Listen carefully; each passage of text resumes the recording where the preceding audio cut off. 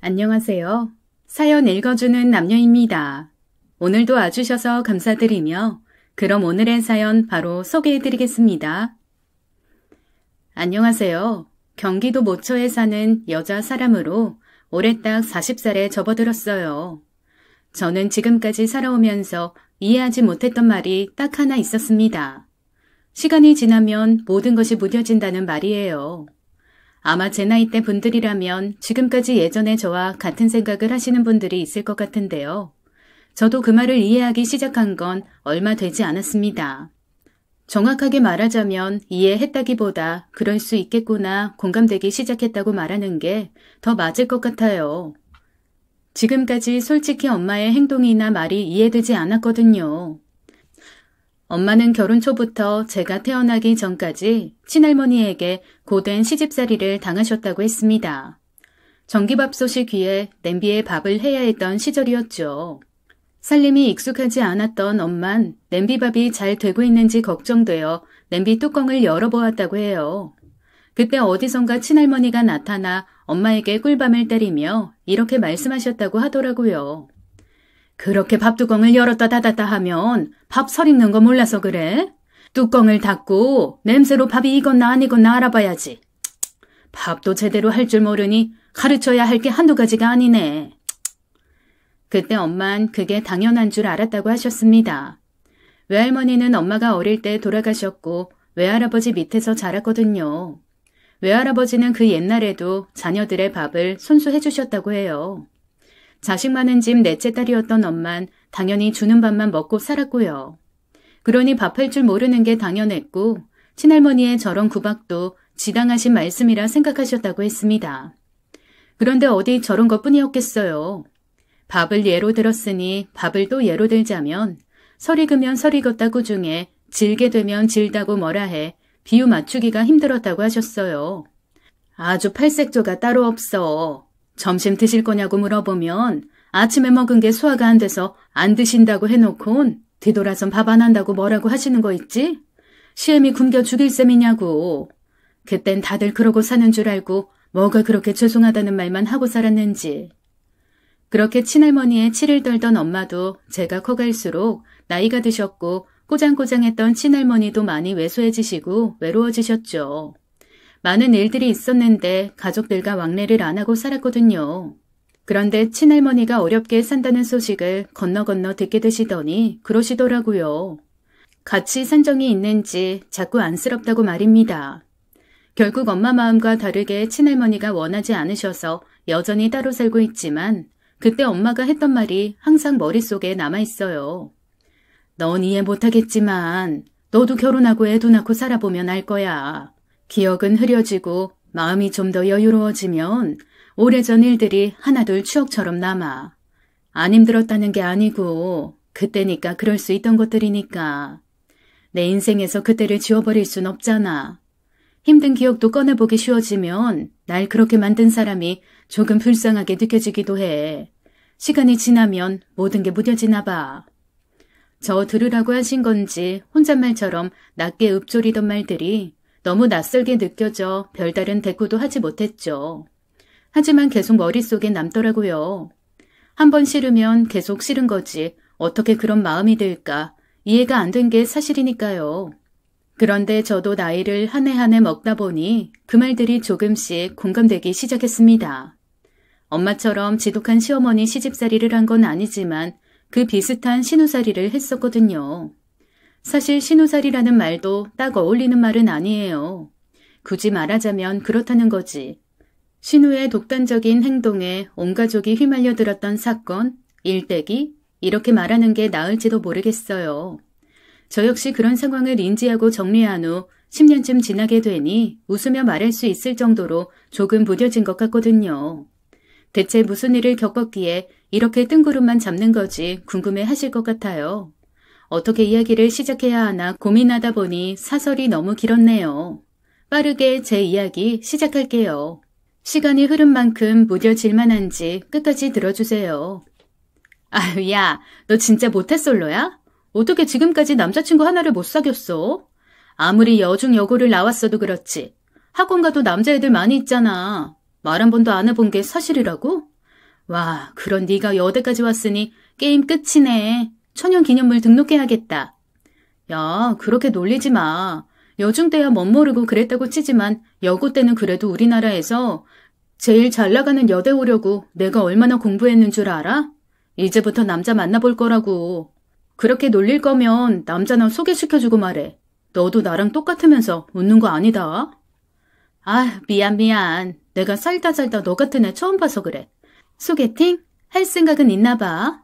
좋아. 내가 제일 친한 남자친구 사람 있는데 소개해줄게. 진짜 천연기념물 같은 너니까 소개시켜주는 거야. 내가 정말 아끼는 애니까 잘해봐. 알았지? 여중 여고를 나와 여대에 들어갔던 저는 정말 주변에 남자가 한 명도 없었어요. 특별하게 관심이 없기도 했고요. 그런 절 진짜 천연기념물 보듯 쳐다보는 대학 동기였죠. 정아는 대학에 입학해 만난 친구였는데 잘 통했어요. 저마다 성향이라는 게 있지만 저와 전혀 반대 성향이었거든요. 전 여중 여고를 나왔어도 사내 대장부같이 시원시원한 성격이었어요. 여자였지만 매사 거침없는 행동으로 어쩌면 그런 성향 때문에 남자에 대한 관심이 없었는지도 모르지만요. 그에 반해 대학 동기 정아는 애교도 많고 여리여리했습니다. 같은 여자친구여도 쿵짝이 잘 맞았죠. 정아는 제가 더 이상 말도 안 했는데 일사천리로 소개팅 날을 잡더니 나가보라고 했어요. 소개해줄 남자애가 인기가 많아 여자친구가 생기기 전 잘해보라는 말까지 덧붙이더라고요. 안녕하세요. 정아에게 이야기 많이 들었어요. 정아가 누구 괜찮다는 소리를 잘하는 애가 아닌데 하도 괜찮다고 만나보라고 해서 나왔네요. 하하. 저도 소개팅이 처음이라 뭘 어떻게 말해야 하는지 모르겠어요. 이따 집에 가면 잘했냐고 물어볼 텐데 뭘 하면 좋을까요? 정아가 저에 대해서 괜찮다는 소리를 했어요? 나중에 맛있는 거 많이 사줘야겠네요. 그런데 정아랑 상당히 많이 친한가 봐요. 정아한테 제일 친한 남자 사람 친구라는 이야기는 들었는데 이따가 집에서 만나실 정도면 부모님끼리도 어렸을 때부터 잘 알고 지내셨나 봐요. 네? 정아가 저를 제일 친한 남자 사람 친구라는 말을 했다고요? 정말 모르시는 거예요? 뭘요? 둘이 무슨 일이 있으셨어요? 놀라는 모습이 너무 귀여우셔서 장난을 더 치고 싶은데 첫 만남에 그러는 건 예의가 아닌 것 같아서 말씀드릴게요. 저 정아랑 쌍둥이에요. 정아가 정말 이야기 안 했나 보네요. 쌍둥이요? 하나도 안 닮았는데요? 그런 소리 전혀 안 했는데. 그냥 어릴 때부터 봐서 좋은 남자애라고만 말했는데. 그리고 소개팅 당일 전혀 예상하지 못한 소리를 듣게 되었죠. 사실 생각해보면 호구조사를 서로 할 만큼 부모님이나 형제에 대한 이야기를 한 적이 없더라고요. 그래서 그랬나 싶은 생각도 잠깐 해보기도 했는데요. 굳이 쌍둥이 오빠를 친한 남자 사람 친구라고 말하는 게 조금 이해되지 않았죠. 그런 저에게 오히려 소개팅남 우혁 씨는 담대하게 말하더라고요. 일란성 쌍둥이라 전혀 닮지 않았어도 또래보다 작았던 정아와 반대로 우혁 씨는 어릴 때부터 또래보다 컸다고 해요. 그래서 자연스럽게 오빠라는 소리를 했었는데 사춘기를 지나며 쌍둥이인데 오빠가 어딨냐며 야자로 말하기 시작했다고 했죠. 그래서 아마 오빠라는 말을 하기 싫어서 그랬을 거라고 말하는데 이해가 될 듯 말 듯 했습니다. 저는 형제가 없었거든요. 여하튼 서로 잘 통하는 점들도 있었고 정아의 든든한 지원 사격 덕분에 만난 지 얼마 되지 않았을 때부터 정식으로 교제하기 시작했어요. 시간은 참 빨리 가더라고요. 우혁 씨가 군대 갔어도 정아 덕분에 외롭지 않게 버틸 수 있었고 대학을 졸업하고 사회생활도 무난하게 시작했거든요. 정신을 차려보니 어느덧 30을 바라보고 있었죠. 양가 부모님들은 결혼할 때가 되었다고 성하였어요. 오랫동안 사귀게 되면 연애하는 거에 익숙해져 결혼 생각 없이 노처녀 노총각이 될까 걱정하시더라고요. 딱히 결혼을 해야 한다, 미룬다, 안 한다 이런 생각을 한 것도 아니지만 직업도 있었고 서로 너무 잘 알고 잘 맞았는데 양가 부모님들의 지원 사격으로 자연스럽게 결혼을 준비하게 되었습니다.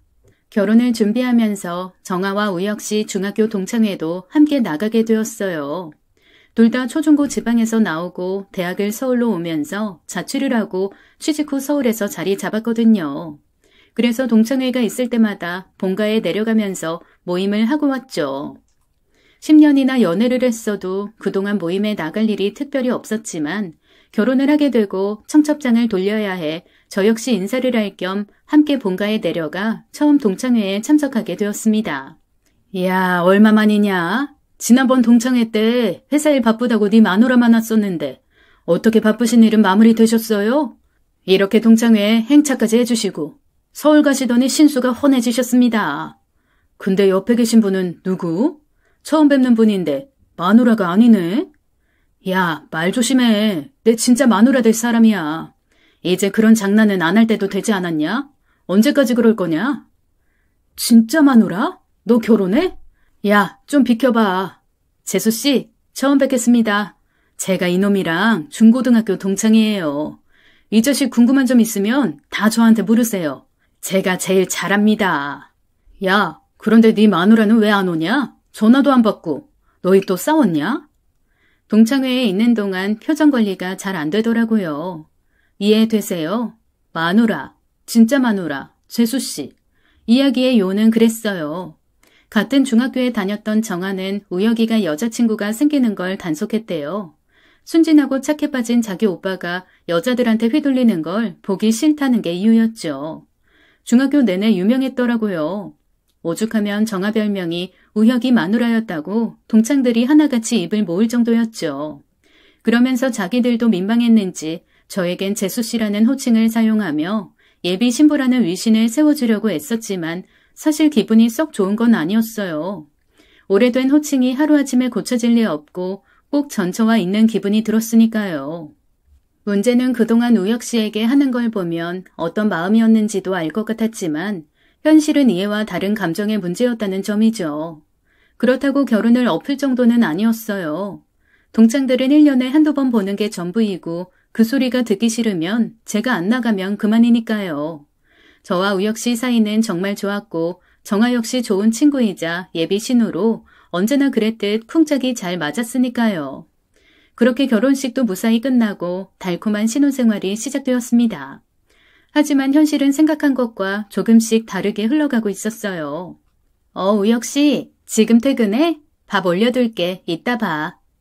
그게 아니고 우리 오늘 외식하자. 자기도 지금 출발하면 시간 얼추 맞을 것 같아. 외식? 갑자기? 뭐 먹고 싶은 거 있어?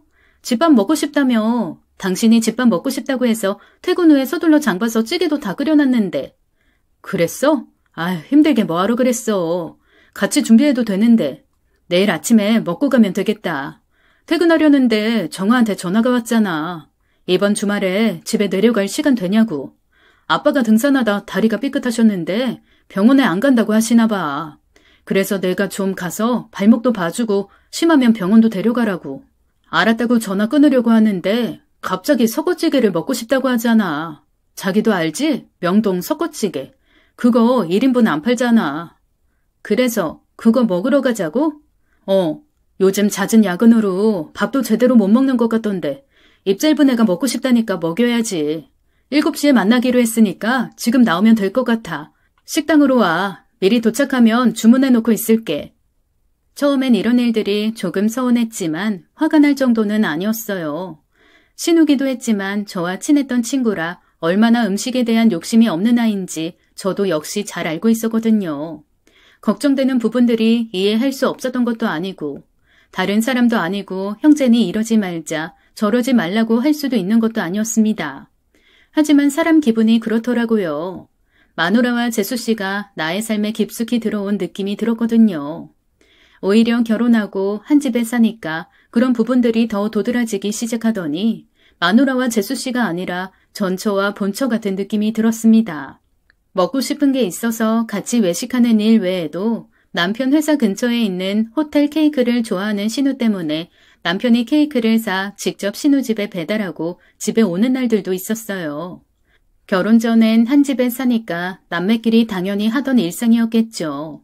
하지만 이젠 달라졌는데 그걸 인식하지 못하는 건지 아니면 제가 예민해 이런 일상들이 힘들고 지쳐가는 건지 알 수 없었습니다. 아가씨한테 남자친구 생겼으면 좋겠다. 우리 아이 생기면 당신이 시간 내는 것도 한계가 있을 텐데 아가씨 챙겨줄 남자친구 있으면 그래도 마음이 좀 놓일 것 같은데 주변에 좋은 사람 없어? 그러게, 그 생각을 못했네. 내가 평생 챙겨줄 수 있는 것도 아니고 집이라도 가까우면 챙겨주는 게 문제가 되지 않을 텐데 신혼집을 정안의 근처에 잡을 걸 그랬나 봐. 그랬으면 이런 고민 안 해도 되는 건데 주변에 괜찮은 사람이라. 괜찮은 사람은 있는데 정아가 마음에 들지 모르겠네. 은근히 보는 눈이 높은지 지금까지 한 명도 누굴 제대로 만난 적이 없거든. 남자친구 같은 자기 있으니 이상한 말이나 하고. 혹시 정아 여자 좋아하는 그런 건가? 자기 뭐 아는 거 없어? 막장 드라마에서 보는 것처럼 알고 보니 자기랑 정아 사랑하는 사이인데 남들 시선 때문에 나 방패막이 삼은 거 아니지? 뭐래, 당신 드라마 그만 봐야겠다. 아니 쌍둥이라며 같은 배에서 나고 자랐으면서 아가씨를 그렇게 몰라? 정말 아가씨가 여자 사랑하는 그런 부류 같아? 그래, 내가 말도 안 되는 장난을 했지? 솔직히 이제 와서 하는 말이지만 정아가 당신 처음 소개해줬을 때 정아랑 전혀 반대되는 스타일이라 깜짝 놀라긴 했어. 성격도 털털하고 시원시원한 자기 성격이 꼭 남고 동창생들 만나는 것 같았거든. 그래서 솔직히 의심 안 했던 것도 아니지만 자기도 내가 잘 알고 정아야 뭐 내 동생이니. 그러니까 쓸데없는 소리 그만하고 주변에 괜찮은 남자 좀 찾아봐. 부모님 등 떠밀어서 결혼하긴 했는데 솔직히 우리 나이가 어린 나이는 아니잖아. 아가씨도 빨리 결혼해서 아이 낳으면 같이 키우고 좋을 것 같은데 말로만 알았다고 하지 말고 당장 내일이라도 제대로 찾아봐. 알았지? 그렇게 고민 끝에 찾아낸 해결책은 아가씨에게 남자친구를 소개시켜주자는 거였습니다. 더 나아가 결혼까지 하면 더 좋고요. 워낙 단짝처럼 셋이 몰려다녀서 그랬는지 아가씨는 누굴 만나고 싶은 마음도 없어 보였거든요. 하지만 이제 결혼도 했고 그럴 수 없잖아요. 아이가 생겼는데 남편이 여전히 아가씨를 지금처럼 살갑게 챙긴다면 상상만 해도 싫더라고요. 그래서 아예 가능성을 차단하기 위해 애둘러 남자친구를 소개시켜주라고 남편을 부추기기 시작했습니다. 그렇게 여러 번 소개팅 끝에 아가씨에게 관심을 보이는 남자가 생겼어요. 남편 회사 동료였는데 여리여리한 아가씨 같은 여성이 이상형이었다며 지속적인 관심을 보였죠. 저도 몇 번 만나봤는데 정말 괜찮은 사람이었어요. 남편만큼 키도 컸고 외모도 훈남이었습니다. 집도 잘 사는지 부모님이 시골로 집을 지어 내려가시면서 강남의 작은 아파트를 하나 해줬다는 소리도 하더라고요. 은근히 결혼할 준비를 다 해뒀으니 아가씨만 괜찮다면 연애하면서 결혼을 빨리 하고 싶다는 의사를 내비칠 정도로 적극적이었죠. 10번 찍어 안 넘어가는 나무 없다는 옛 속담 아시죠? 정말 그랬습니다. 물론 다른 점이 있었다면 한 사람이 10번 찍은 게 아니라 저와 남편 그리고 시부모님까지 지원 사격을 든든하게 했거든요. 누가 보더라도 사위 삼고 싶을 만큼 상당히 괜찮은 사람이었기에 신우 역시 못 이기는 척 공식적인 만남을 가지기 시작했습니다. 돌이켜보면 그때가 가장 행복했던 순간이었던 것 같아요. 당신 오늘 야근이라고 하지 않았어? 일찍 끝난 거야? 나도 막 퇴근하고 집에 들어오는 길이라 아무것도 준비 못했는데 전화라도 하지 그랬어. 짜잔! 서프라이즈! 깜짝 놀라게 해주고 싶어서 아무 말도 안 했지. 와, 감동이야. 나 주려고 사온 거야? 와, 꽃향기 정말 좋아. 무슨 꽃이야? 처음 봐. 뭐라고 들었는데? 갑자기 물어보니까 기억 안 난다. 꽃집에 들어갔는데 이 꽃이 딱 눈에 들어오잖아. 특별해 보였어. 마치 당신처럼. 오늘 저녁은 내가 준비할게. 내가 밥 얻어먹으려고 결혼한 것도 아니고 왜 항상 당신 혼자 감당하려고 해. 같이 해. 그게 결혼이잖아. 그렇게 기다렸던 달콤한 신혼생활이 결혼한 지 1년도 더 지나 시작되었거든요. 그전까진 늘 저와 남편 사이에 아가씨라는 장애물 아닌 장애물이 있는 느낌이었으니까요. 하지만 아가씨에게 남자친구가 생기고 나니 상황은 전혀 달라졌습니다. 남편은 퇴근 후 집으로 당연하게 귀가했고 가끔 이벤트를 해준다며 저도 모르게 집으로 와 저녁을 차리거나 퇴근길 꽃다발을 사들고 주는 일들도 있었죠. 결혼이 이렇게 좋은 거였나 싶을 정도로 매일 구름 위에서 산책하던 시기였습니다. 아가씨에게 남자친구가 생기면 더블 데이트를 자주 할 거라고 예상했었는데요. 그것도 아니었죠. 정식으로 사귀기 시작하고 몇 번 더블 데이트를 했었는데 아가씨 남자친구가 선을 딱 그었거든요. 더블 데이트가 나쁘다기보단 아가씨를 알아가고 친해지고 싶은데 넷이 만나니 아가씨와 이야기할 시간이 부족하다는 게 이유였어요. 그렇게 아가씨에게 푹 빠졌던 남편 직장 동료는 아가씨를 만난 지 1년째 되던 날 프로포즈를 했고 결혼까지 일사천리로 진행되었습니다. 왜 이제 와? 전화는 왜 안 받고? 무슨 일 난 줄 알았잖아. 미안, 정안에 들렀다 오느라 늦었어. 전화 받으려다 끊어졌는데 집에 거의 다 와서 그냥 바로 올라왔어. 아가씨네? 결혼하면서 매제 이직했는데 요즘 야근이 자꾸 그러나 봐. 아침 일찍 나가서 저녁 늦게 들어온다잖아. 심해부가 바쁜데 자기가 왜 아가씨네 들렀다 와? 저녁이라도 먹고 오는 거야? 아니, 먹고 싶다는 케이크라도 심해부 대신 사다 주고 왔어? 화났어?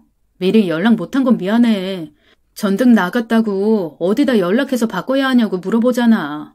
전등 가는 게 어려운 것도 아니고 시간이 많이 필요한 것도 아니고 주방 전등 꺼져서 식사도 못 차리고 있다는데 그러면 어떡해? 그렇다고 사람 부르면 출장비 때문에 몇만 원 그냥 나가는데 돈 아깝잖아. 전파사 들러서 전등 사고 그거 갈아주고 금방 오는 길이야. 아우, 배고프다. 오늘 저녁은 뭐야? 다시 숨이 턱 막히는 느낌이 들었습니다. 심해부가 해야 할 일인데 당신이 그럴 필요가 있냐고 물었더니 누가 하면 어떠냐는 식으로 저를 예민한 사람 취급하더라고요. 이 난관을 어떻게 해결해야 하지 머릿속이 복잡해지기 시작했어요. 심해부가 결혼하면서 직급과 연봉을 올려 이직했거든요. 덕분에 회사에서 승승장구하고 인정을 받았지만 그만큼 개인 시간이 줄어들 수밖에 없었죠. 그로 인해 생긴 심해부의 빈자리는 제 남편이 채워가고 있었습니다. 그 상황을 바라보는 전 고구마를 100개쯤 먹은 것 같은 기분이었어요.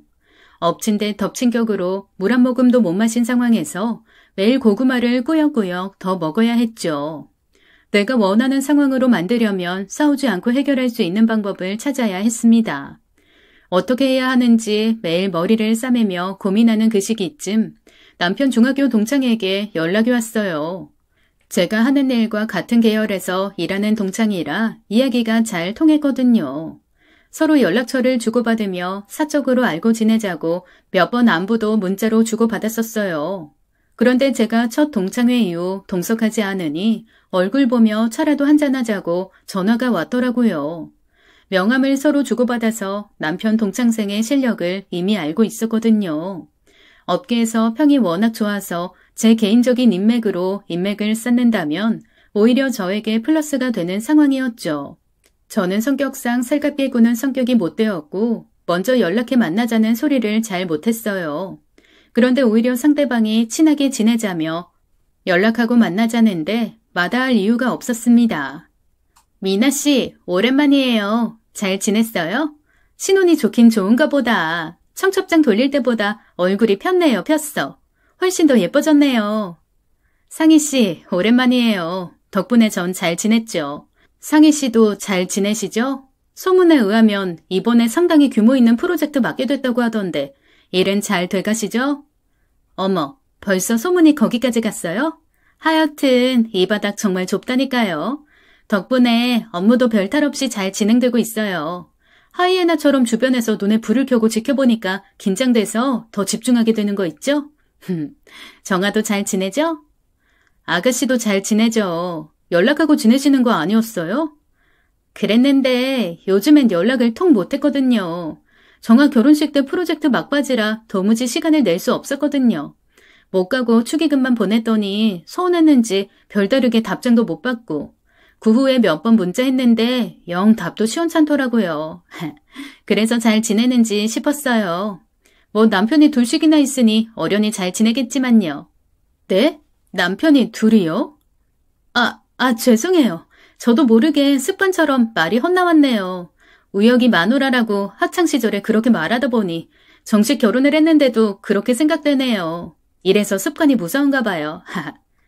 기분 좋게 나갔다가 마음만 상했어요.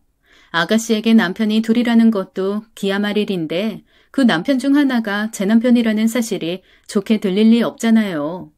입가는 웃고 있었지만 머릿속엔 거리를 두어야겠다는 생각뿐이었습니다. 인성이 좋게 보이지 않았거든요. 얼핏 들어보면 아가씨를 걱정하는 것 같은데 저를 농락하는 느낌도 들고 아가씨를 돌려가게 하는 느낌도 피하기 어려웠어요.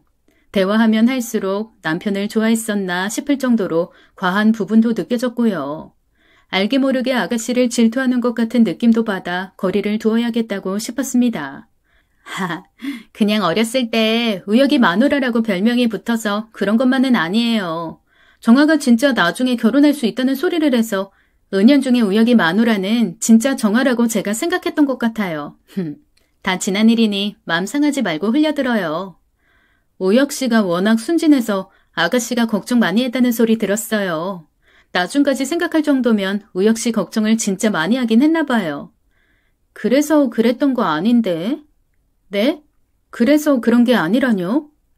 아니에요. 확실한 것도 아니고. 정아도 우혁이도 결혼해서 각자 배우자가 따로 있는데 아니면 된 거죠. 무슨 말이 하고 싶으신 건데요? 말을 안 꺼내면 모를까 그렇게 말하다 말면 이상한 상상만 하게 되잖아요. 진짜 하고 싶은 말이 뭔데요? 그것 때문에 만나자고 한 거예요? 아니에요. 중학교 때 정아가 둘이 남이라는 소리를 지나가는 투로 말했는데 그런 걸 말하자고 오늘 보자고 했겠어요? 같은 업계에서 일하고 지금 하는 프로젝트 다음 프로젝트도 논의 중인데 함께 일할 사람이 필요해서 미나 씨에게 의논도 할 겸 얼굴도 볼 겸 보자고 한 거예요. 정아도 우혁이도 동창이라 서로 안부 묻다 보니까 저도 모르게 자연스럽게 이야기가 나와서 오해하실 수도 있는데 그런 거 아니에요. 일 때문에 겸사겸사 보자고 한 거예요. 오해하시는 거 아니죠? 어떤 대꾸를 할 겨를도 없이 불현듯 머릿속을 스치는 게 있었습니다. 그건 남편을 소개받고 그해 겨울에 있던 남편 생일 때였어요. 전 당연히 쌍둥이라 케이크도 큰 걸 샀고 선물도 2개를 준비했거든요. 그런 절 보고 정아가 웃으며 그러더라고요. 태어난 생일 말고 주민등록 생일도 각자 다르게 챙긴다고 말입니다. 정아가 태어날 때 몸이 약했다고 해요. 의사가 1년을 넘기기 힘들 거라고 말했을 정도였다고 했죠. 남편은 출생신고를 했지만 혹시 모를 상황을 대비해 정아의 출생신고는 미뤄졌다고 했어요. 하지만 모든 이들의 우려와 다르게 정아는 잘 자랐고 100일쯤 되었을 때 출생신고를 했다고 했습니다. 잘 자라는 아이를 더 이상 호적도 못 올린 채 살 수 없었으니까요. 그래서 태어난 날은 같지만 출생신고를 다르게 해 주민등록상 생일이 다르다고 했죠.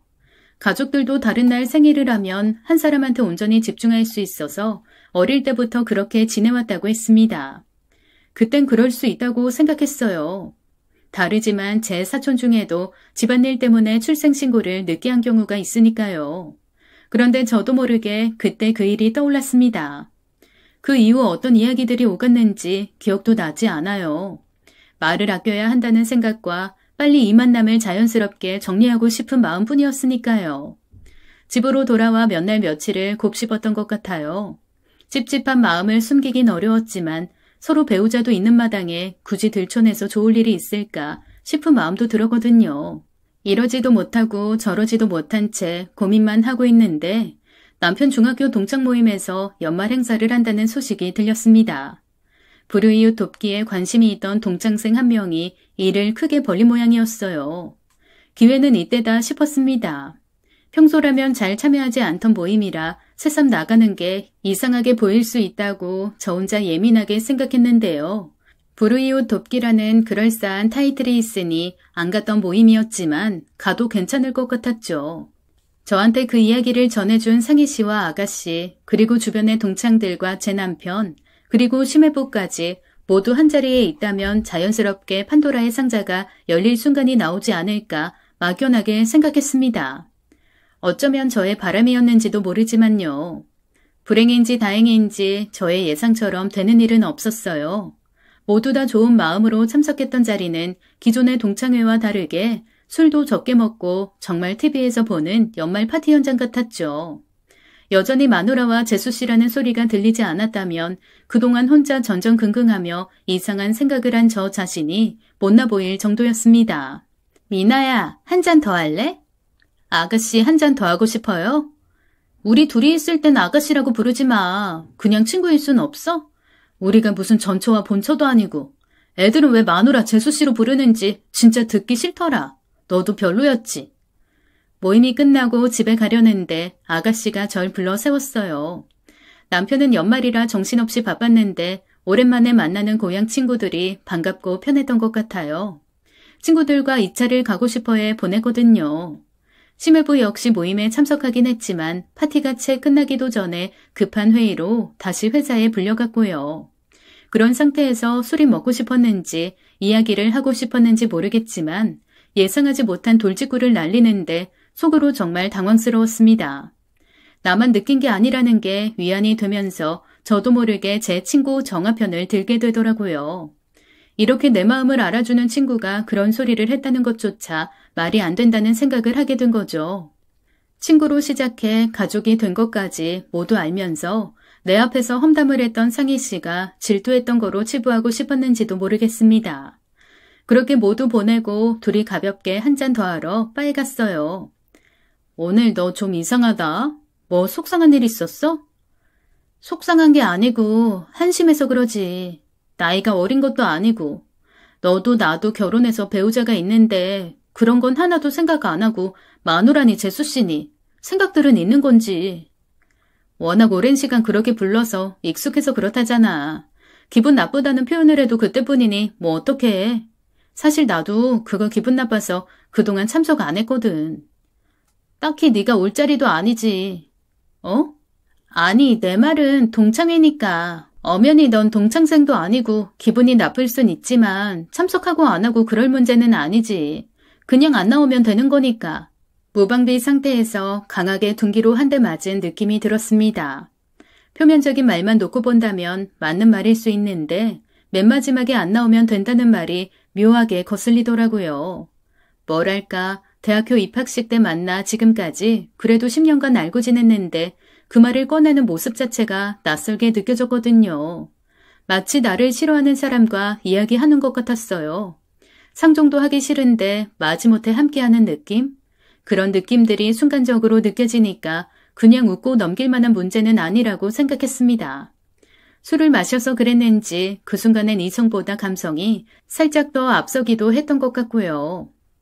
왜 그래? 취했어?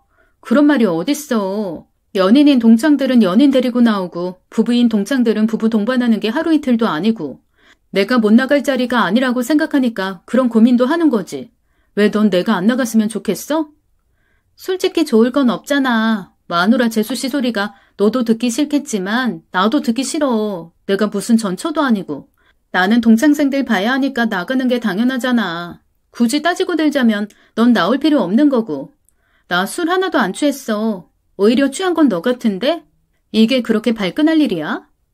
다른 사람도 아니고 가족이자 친구인 네가 그렇게 말하니까 기분 좋게 들리겠어? 입장 바꿔놓고 생각해보면 너도 알고 아니야. 네 말처럼 네가 전처로 느껴지면 나는 어떻겠어? 본처라는 말 자체도 웃기잖아. 뭐야? 말 이상하게 한다? 그럼 네가 본처니까 전처인 내가 안 나오는 게 맞다는 말이야? 내가 언제 그렇게 말했다고 그래. 내 말은 나도 너처럼 마누라 재수씨 이런 말 듣는 게 좋을 게 없다는 거지. 그러니까 네가 안 나오면 되는 거잖아. 여긴 부부 동반 모임이 아니라 동창회야. 동창회 뜻 몰라? 원조 마누라는 나야 나. 너만 안 나오면 기분 상할 일도 없고 애들도 마누라 재수씨라고 말할 것도 없잖아. 기분 나쁘게 내가 전처가 된 느낌 느낄 필요 없는 거 아니냐고. 나랑 우혁이 사이에 끼어든 건 너잖아. 주제 파악이 그렇게 안 돼? 본물 터지듯 쏟아내는 아가씨의 말들은 저도 모르게 미쳤냐는 말이 나오게 만들었어요. 상희 씨에게 들었던 말대로 설마 그런 일이 있을 수 있겠어? 라고 어설프게 상상했던 일들이 사실이라는 말들이었으니까요. 초등학교 졸업하고 중학교 입학을 앞둔 겨울방학, 외할머니 집에 내려갔다고 해요. 그리고 우연히 외할머니와 엄마가 하는 이야기를 들었다고 했죠. 시부모님은 작은 시골 마을에서 어릴 때부터 같이 컸대요. 자라면서 연인이 되었지만 상대적으로 부유했던 시어머니네 집과 다르게 가난했던 시아버지네 집 때문에 결혼으로 이어질 수 없다고 했습니다. 선을 봐 빠르게 결혼한 시어머니 때문에 시아버님 역시 다른 사람을 만나 결혼했지만 두 분 다 제대로 된 결혼 생활을 하시지 못했다고 해요. 결국 이혼하고 다시 시골로 돌아왔을 때 양가에서 더 이상 반대할 수 없다는 걸 알았고 재혼해서 전혀 다른 타지에서 결혼 생활을 시작하신 거죠. 우연인지 필연인지 시어머니는 아가씨를, 시아버님은 남편을 낳아서 데리고 왔었는데 둘이 동갑이었답니다. 결혼하면서 아가씨를 입양해 호적을 정리했고 자연스레 둘은 쌍둥이로 크게 된 거죠. 주변에서도 이란성 쌍둥이는 주로 한 명은 아빠를, 다른 한 명이 엄마를 닮은 경우가 많았기에 주위에서도 재혼 가정이라는 걸 의심받지 못한 채 시간이 흘렀던 거예요. 이렇게 둘이 잘 살 줄 알았다면 그때 결혼시킬 걸 그랬어. 그랬으면 이렇게 네가 남의 자식 키울 일은 없었을 텐데. 혹시라도 둘이 피가 섞이지 않아 무슨 일이라도 날까봐 걱정이야. 옛날부터 이란성 쌍둥이는 죽어서라도 같이 산다는 말이 있던데 쟤는 한 핏줄도 아니니. 엄마, 내가 그런 소리 하지 말랬지. 피가 뭐가 중요해. 그 사람 아이면 우혁이도 내 아들이야. 내가 어떤 마음으로 그 사람과 그런 결정을 했는지 엄마가 누구보다 잘 아는 거 아니야? 다신 그런 소리 하지 마. 혹시라도 애들이 들으면 어쩌려고 그래? 앞으로 그런 소리 하면 나 다신 엄마 안 보고 살 거야. 그런 말도 그런 생각도 하지 마. 그런 일 없으니까 걱정도 하지 말고. 그래서 중학교 내내 남편에게 여자친구가 생기지 않도록 단도리를 했다네요. 남편을 형제가 아닌 남자로 보기 시작했다면서요. 그리고 남편에게 세뇌를 시키기 시작했다고 했죠. 여자는 여자가 봐야 안다고 이 여자 저 여자 만나지 말고 결혼할 제대로 된 여자를 만나라고요. 근데 웃긴 게 뭔 줄 아세요? 제대로 된 여자, 결혼할 여자여서 저를 소개했던 건 아니랍니다. 자신과 전혀 다른 스타일로 선머스마 같은 여자라 자신과 비교했을 때 자신을 돋보이게 만들어줄 사람이라 소개시켜줬다고 말하며 저를 보고 웃었어요. 그런 아가씨를 보고 있으니 단단히 미친 것 같았죠. 저 때문에 이 지경까지 와 자신의 이상형이 아닌데 등 떠밀려 결혼했다는 둥, 제가 정신 차리라고 말하는데도 멈출 줄 모르고 계속 저에게 쏟아내고 있었습니다. 그런 아가씨를 멍하니 보고 있다가 앞에 있던 찬물을 끼얹었어요. 더 이상 앉아서 감정 쓰레기통이 되고 싶지 않았거든요. 자신이 무슨 말을 하는지 알기나 할까 싶은 생각이 들면서 정신 차리라고 말하고 일어섰습니다. 그런 저의 머리채를 잡으려 그랬는지 뒤따라 나오며 제 어깨를 잡으려는데 저희 모습을 지켜보던 종업원이 달려오면서 아가씨를 붙잡아 저는 무사히 바에서 나올 수 있었어요. 아가씨는 그런 제 뒤에서 분이 풀리지 않았는지 악다구니를 쓰며 모든 게 제 탓이라고 소리를 치고 있었습니다. 정아랑 무슨 일 있었어? 정아가 이상한 소리 하진 않았지? 무슨 말이 하고 싶은 건데? 아가씨가 전화를 했는지 만나고 온 건지 알 수 없지만 나 지금 당신 상대할 힘 없어. 생각 좀 정리하고 싶어. 하고 싶은 말 있으면 단도직입적으로 말해. 돌려 이야기하지 말고. 우리 부모님 재혼이라는 이야기 들은 거 맞지? 그래서 나랑 정아가 사실 남이라는 거. 당신도 이제 알게 된 거 맞는 거지? 뭐야? 당신도 알고 있었어? 말하는 뉘앙스 보면 오늘 아가씨한테 들은 건 아닌 것 같은데. 그래서 당신이 하고 싶은 이야기가 뭔데? 당신도 내가 아가씨랑 당신 사이에 끼어들었다고 생각해? 그래? 같은 생각이면 내가 사라져주면 되는 거야?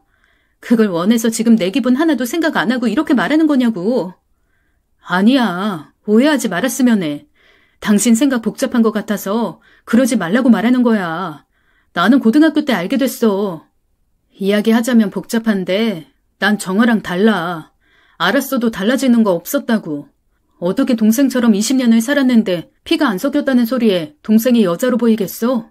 오히려 그래서 더 책임감이 들었어. 내가 더 챙겨줘야 할 것 같았거든. 그러다 당신을 만났는데 난 좋았어. 정아가 여자라면 내 옆에 오는 것 자체를 싫어했는데 당신은 예외라는 것도 좋았지만 정아와 다르게 시원시원한 성격이나 나처럼 운동 좋아하는 거, 이야기 잘 통하는 거 모든 게 다 좋았다고. 그래서 이야기하는 거야. 혹시 나도 그럴지 상상하면서 마음 불편해하지 말라고. 난 당신이 내 첫 여자이자 마지막 여자라고 생각해. 단 한 번도 이 생각이 변하거나 흔들린 적 없어. 그러니까 마음 편하게 먹어. 당신이 불안해하거나 걱정할 거 하나도 없어. 이건 우리 부모님도 마찬가지일 거야.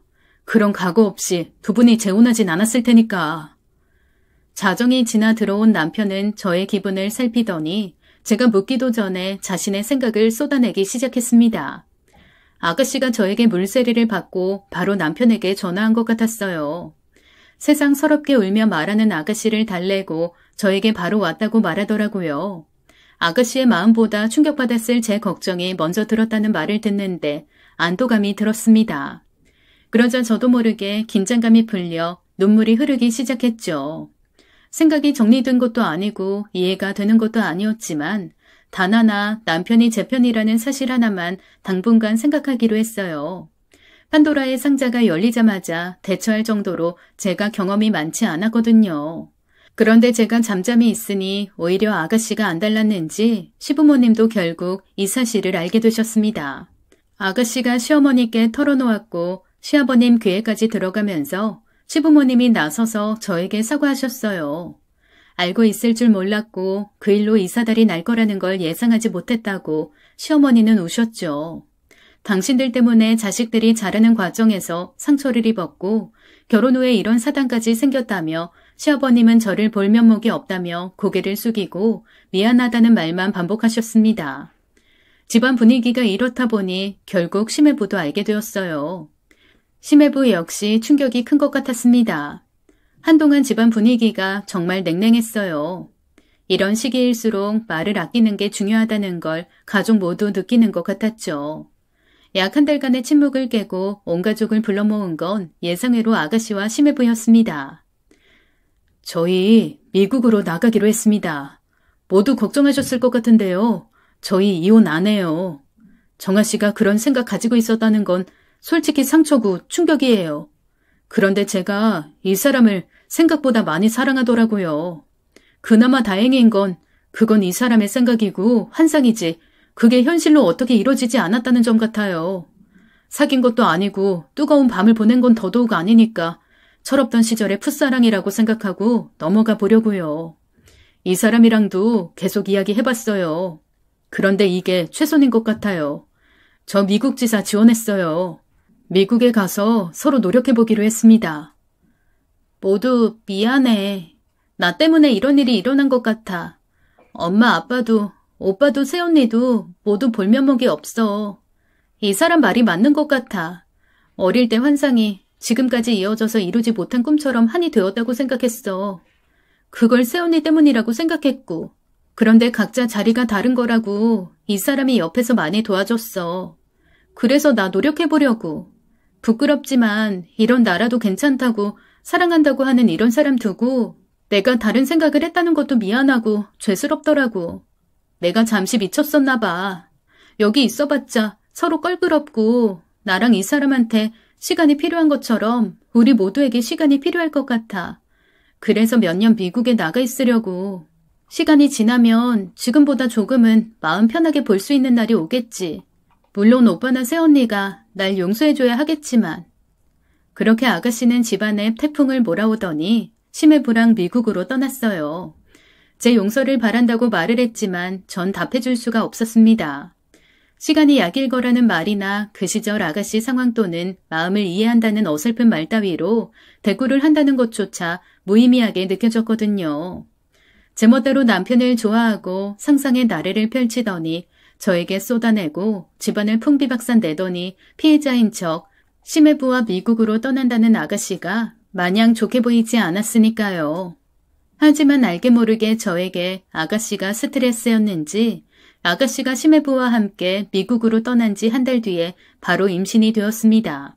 그래서 생각보다 빠르게 아가씨와 있었던 일은 잊혔어요. 성격과 다르게 입덧이 심해서 상당히 힘든 임신초를 보냈거든요. 그리고 생긴 거랑 다르게 자궁은 또 약해서 임신 후반부를 거의 누워 지내야만 했습니다. 그러다 보니 임신, 출산 그리고 육아까지 시간이 참 빠르게 가더라고요. 시부모님 역시 아가씨의 빈자리를 아쉬워하고 마음 둘 곳을 찾지 못하시다가 손주가 태어나니 입에서 웃음꽃이 떠나지 않으셨어요. 그렇게 첫 돌이 돌아올 때쯤 심해부와 아가씨가 이혼했다는 소식이 들렸습니다. 서로 노력해보겠다고 미국으로 떠난 지 꼭 1년쯤 되던 시기였죠. 이혼했다는 소식이 직접 들렸던 건 아니었어요. 남편과 심해부가 전 직장 동료로 주변 지인들이 겹치다 보니 자연스레 알게 되었거든요. 지원해서 미국 지사로 갔던 심해부가 다시 본사로 들어오는 걸 지원했다고요. 사유를 묻자 이혼했다는 짧은 대답을 했다고 했습니다. 그래서 본사에서도 더 이상 묻지 않고 빠르게 본사로 근무지를 변경했다고 하더라고요. 남편에게 그 이야기를 전해 들었지만 할 수 없었어요. 아가씨를 걱정할 만큼 제 마음이 풀어진 것도 아니고 직접 전해 들은 이야기도 아니니 아는 척을 하는 것도 아니라고 생각했죠. 그건 남편 역시 마찬가지인 것 같았습니다. 그래서 모르는 척 일상을 보냈어요. 아가씨가 직접 이혼 소식을 전한 건 그로부터 6개월 뒤였습니다. 나 이혼했어도 한국으론 아직 안 들어갈 거야. 그러니까 긴장할 거 없어. 내가 영어를 잘하는 것도 아니고 미국에서 어떻게 살지 걱정했는데 의외로 지내기 편한 거 있지? 내가 아메리칸 스타일이었나 봐. 하긴 그러니까 오빠를 좋아하고 결혼할 수 있다고 생각했겠지만 이제 안 그래. 나도 철들었는지 다지나 무슨 의미인가 싶은 거 있지? 여전히 내가 밉고 이해도 안 되고 안 보고 싶겠지만 소식은 전해줘야 할 것 같아서. 그래도 우리 한때 친한 친구였잖아. 그 마음은 진짜였어. 이상하게 내 소식 전해주고 싶은 사람이 엄마도 아빠도 오빠도 아니고 새언니 너더라. 하여튼 그렇다고. 미국물이 좋긴 좋은가 보다. 아니면 나한테 울고불고 다 쏟아내서 그런가? 많이 편해진 게 느껴지네. 그런데 난 아직 모르겠다. 육아하느라 정신없어서 너에 대해 생각할 겨를이 없었거든. 맞다. 조카도 잘 크고 있지? 고모가 돼서 지금까지 선물 하나 제대로 못 보낸 것 같아서 내가 어제 선물 붙였어. 언제 도착할지 모르지만 내 마음이니까 잘 받아줬으면 좋겠어. 생각할 겨를 없다는 소리가 좋게 들린다면 이기적인 거겠지? 이기적인 거야. 앞으로 소식 전해주고 싶으면 나 말고 어머니나 아버지한테 전화해. 나나 우혁 씨한테 전화하지 말고. 말 길어져서 좋을 거 없으니까 이만 끊는다. 정말 미국물이 좋은 건지 속이 없는 건지 편하게 말하는 아가씨를 왠지 좀 편하게 대할 수 없더라고요. 제 성격 자체가 말 한마디를 신중하게 하는 편이라 나중에 후회할 말은 하고 싶지 않았거든요. 최대한 담대한 척 말을 섞고 싶은 게 아니라는 걸 표현하는 정도가 제가 그 시절 아가씨에게 할 수 있는 최선이었어요. 적어도 그때는요. 그 후 10년이 지났지만 여전히 아가씨는 미국에 머물고 있습니다. 그리고 며칠 전 귀국한다는 소식을 들었어요. 외국인 남자를 만났는데 잘 통해 결혼하고 싶다고요. 결혼 허락을 받을 겸 오랜만에 온 가족을 만날 겸 한국에 오겠다는 거였습니다. 그 이야기를 듣는데 저도 모르게 피식 웃음이 나왔어요. 그리고 나온 말이 아가씨답다라는 거였죠. 그게 다였어요. 신기하게 예전처럼 생각이 많아진다거나 마음이 답답해지는 게 하나도 없더라고요. 물론 그렇다고 웃으면서 만나거나 예전처럼 잘 지낼 자신이 있다는 건 아니에요. 다만 뭐랄까 예전에 엄마가 말했던 것처럼 아이 낳고 시간이 지나서 그런지 그때 그 시절처럼 가슴 뜨겁게 기분이 나쁘거나 화가 나는 게 아니었어요. 그래서 이렇게 사연을 보내게 되었습니다. 저의 이런 감정들이 맞는 건지 알 수 없어서요. 이런 마음들을 누구에게도 털어놓지 못하겠더라고요. 가족들은 모두 연관되어 있는 것 같아서 쉽게 꺼낼 수 없는 말 같고 뭐 좋은 일이라고 친구들에게 털어놓으나 싶거든요. 그때 생각난 곳이 여기였어요. 다양한 사연을 들으며 공감도 하고 울고 웃기도 했던 터라 제 이야기도 그렇게 반응해주지 않을까 하는 막연한 기대감이 들었거든요. 간혹 시간이 날 때면 댓글들도 하나둘씩 읽어봤었는데 사연과 다르게 많은 도움이 되더라고요. 다양한 사람들 생각을 알 수 있어서 제가 대리 경험한 것처럼 현명해지는 느낌도 들었습니다. 그래서 이렇게 부탁드려요. 저에게 조언도 좀 해주세요. 제가 어떻게 하면 현명하게 잘 대처한 게 될까요? 상처가 무뎌졌다고 상처가 없었던 게 아니니 아무 일 없었던 것처럼은 못하겠어요. 그렇다고 다 지난 일 하나씩 끄집어내 소금 뿌리는 일도 아닌 것 같거든요. 가족 모임에서 빠진다? 제가 잘못한 것도 아닌데 그럴 필요는 더더욱 없다고 생각해요. 적당히 구색 갖추며 자리를 지키는 일 역시 바보처럼 느껴져서 안 하고 싶어요. 가장 좋은 건 단둘이 만나 어떻게든 끝매듭을 짓는 일이라고 생각합니다. 어떤 말로 제 기분을 전하며 멋있게 마무리할 수 있을까요? 헤어진 남자친구를 다시 만나 속 시원하게 만드는 일이라면 오히려 쉬울 것 같아요. 그런데 그것도 아니고 지난 10년 동안 육아에 빠져 아이와 지낸 시간이 많아서 그런지 머릿속이 새하얗게 백지화된 것 같네요.